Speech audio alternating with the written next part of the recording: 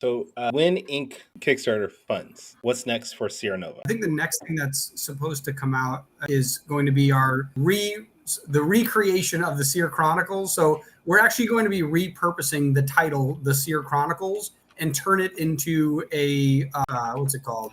A prequel title. So meaning it's basically going to be the backlog of these other comics. So for example, Inc.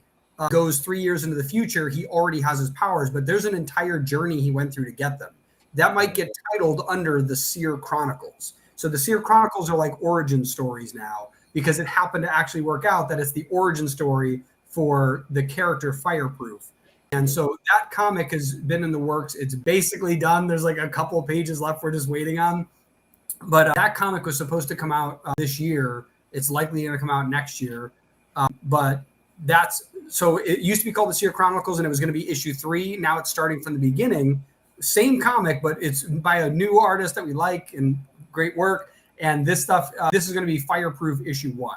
So that's going to be probably the next most recent release. So Sierra Chronicles is sort of morphed into like Marvel Comics Presents style, where they're one-off issues. Sometimes you get introduction to characters, things like that.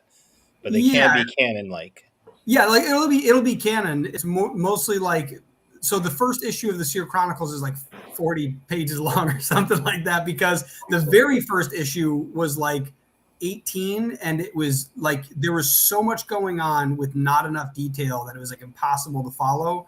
So we basically added like 20 pages to it to make it a full story. But now it's like it's almost a graphic novel. This thing's gotten so long. And now we're telling 3 simultaneous stories in one book.